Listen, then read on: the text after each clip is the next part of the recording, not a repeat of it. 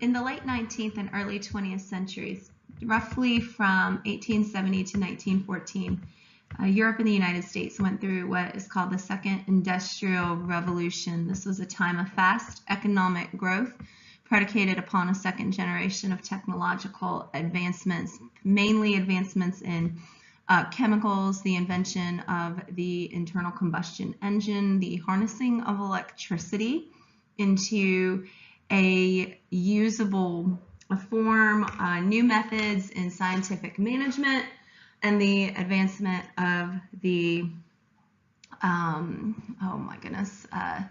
the assembly line. I'm sorry, is what I was trying to come up with, the invention and advancement of the assembly line. These new inventions allowed for a great deal of increase in industrial capacity and transportation and trade. The internal combustion engine, if you've ever started a car, you are familiar with, runs on gasoline instead of steam, and it made locomotives and ships faster, and eventually by the early 20th century led to the invention of the automobile and the airplane. One of the great rivalries in history, that between Edison and the American, and Nikola Tesla, the European inventor, alternating current versus direct current electricity. I am not an electrician, so I'm not going to get into that too much, but suffice it to say, they made light bulbs, and that is pretty amazing stuff. And the harnessing and practical use of electricity transformed not only industry and the economy, but cities and daily life for many people. The Second Industrial Revolution was a time period of really rapid economic growth, and these were very prosperous times, and then led to a vast expansion of new and different kinds of jobs. When the original Industrial Revolution created the industrial middle class and the industrial working class, and we can say that the Second Industrial Revolution created a genuine middle white collar class, okay? A whole different set of jobs that were available in the economy. Jobs that were not bourgeois, that were not the owners of business, but jobs that also were out of the factories and were out of the mines. These jobs were in management. They were secretarial or clerking or filing kind of work. They were store clerks. The vast expansion of government during this time period, as governments became more activist and they inspected factories and they regulated different parts of the economy and they started to provide different services in the economy. This created a huge number of bureaucratic jobs, and by 1900, every country in Western Europe at least was providing publicly funded compulsory primary education, and this created the need for a lot of teachers. So you had this vast expansion of professional white-collar jobs, not necessarily that were all high paid, but were more highly paid than regular in industrial labor. And so this was a very prosperous time overall. Okay, so the original Industrial Revolution produces the industrial middle class, the industrial working class, and then the Second Industrial Revolution produces, what I would call a genuine white-collar middle class.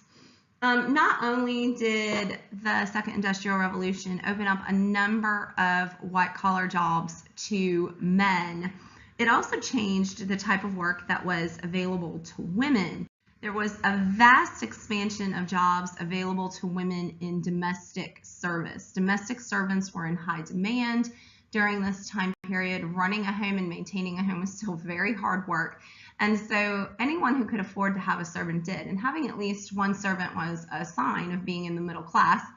which many members of the working class really started to aspire to for the first time during this time period, because there really was some valid social mobility, I guess I would say. Now, a lot of government legislation had limited the numbers of hours that women could work in industry or the types of jobs that they could do in industry, but domestic service was a respectable job for women, even for uneducated, lower class women. And this was an area of the economy where their job opportunities were pretty greatly expanded. Most importantly, and perhaps one of the best new jobs for women, was telephone operators. The telephone was first successfully used at the very end of the 19th century and really proliferated rapidly. It went into wide use pretty rapidly. And as you can see here, the way they worked is that the lines had to be literally connected. They were literal lines and they had to be literally connected. So you needed a number of telephone operators who could perform those tasks, and that was considered an acceptable job for educated middle class women. If you have already watched the Notes on Victorian Society, you know that when it came to women and the kinds of jobs they could do, work had to be appropriate, it had to be acceptable, and really was only open to non-married women. Women also filled jobs as teachers, especially of very young children, even though this is the time period where the transition of education of children started to transition from a predominantly male-dominated job to a predominantly female-dominated one. Okay, but these jobs were for young women, and they were for women who were not married. It was inappropriate for a married woman to work. As we will be discussing in class in the coming days, during the late 19th century, there was a real improvement in the lives of the industrial working class. Finally, by the late 19th century, the working class became the beneficiaries of the Industrial Revolution in ways that they had not been before. And we'll talk more about that in class in the coming days.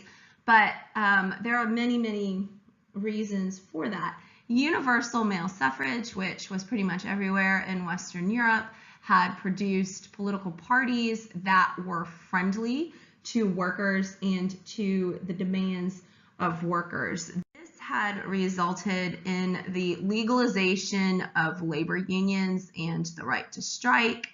In England, the Combination Acts were repealed. In France, the La Chapelier laws were repealed.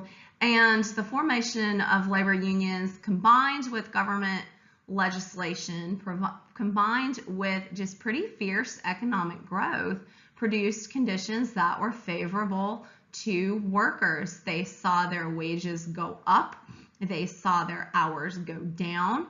In the working class, for the first time ever, really, women did not have to work except in the poorest families, and people had working class families had disposable income and even a little bit of leisure time. Despite this progress, things were not always easy. The late 19th century, as you are learning from studying your scientists and philosophers, was a great age of uncertainty and a really an age, as Spielvogel calls it, an age of anxiety. There was a tremendous amount of unease because it was another period of very, very rapid change. And one of the expressions of this can be seen in the rise of anarchy. In class, I've described it as a thing. Like, anarchy was a thing in the late 19th century. It was fringy and it was at the margins, but it was present enough to make a real impact. Anarchy, of course, is the absence of government, and anarchy advocated the creation of chaos and the failure of governments through violence, essentially. Their favorite tool was assassination. And this is really in keeping pretty much with the class conflict envisioned by Marx, that real change would only come through revolution. But the revolutionary fires had gone out in a lot of places, especially in Western Europe by this time.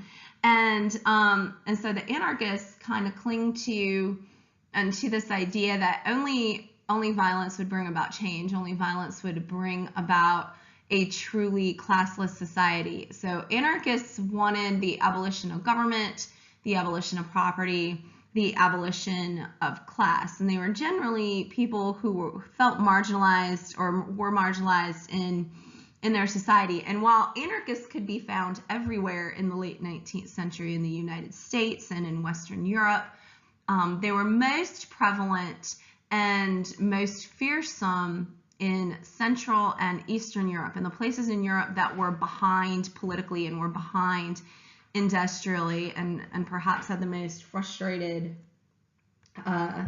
populations. You can see in this cartoon, this is anti-anarchist propaganda. This was a problem and a force that governments and the bourgeois class took very seriously. And here is the industrial worker holding his wife and child, and he is caught between two fires. That's what it says down there at the bottom. And on the left of the worker is his boss, is the owner of the factory, who holds his job in his hands. He has to come to work. He has to participate in the system. And if he doesn't, he'll lose his job. He will lose his income. And on his right, this very shady, criminal-looking figure with his little claw on the worker's shoulders and the gun behind his back. This, of course, is the anarchist, and he is telling the worker, if you go to work, if you participate in the system, you know, I will make things hot for you. And so this was something that was feared. It was a real presence, and it's really a testimony to despite the prosperity and the advancement of the time period, and the fact that the standard of living was higher, that a fair amount of uncertainty and unease remained. And in many ways, these were also quite anxious times. Anarchists believed in a lot of different things. They really didn't have an end objective in mind, however. But they attempted to create uncertainty through assassination, and they attempted to assassinate the heads of many states, and were actually quite successful in that particular objective. If you go back and look at history in the late 19th century and the early 20th century, a lot of heads of states were assassinated, or there was an attempt to assassinate many heads of states. We talked about Tsar Alexander II, his assassination in Russia by an anarchist. They assassinated at least one president of the Third Republic in France. There was 3 assassination attempts on Queen Victoria during her reign, carried out by anarchists. None of them were successful. Prince Albert was shot during one of those attempts, but he survived, and an American president was assassinated by anarchists during this time period. So they were really, they did a lot of damage, I guess I could say, but were never able to cause the collapse of government as hoped, I guess, even though they did call attention, obviously, to their cause. So I love this picture of one of the first automobiles, which were starting to be seen on the roads of the cities of Western Europe and the United States at the turn of the 20th century, the great horseless carriage. So a time of unease, a time of anxiety, a time of violence, yes, but also a time of great prosperity and tremendous technological advancement and improved standards of living in Europe.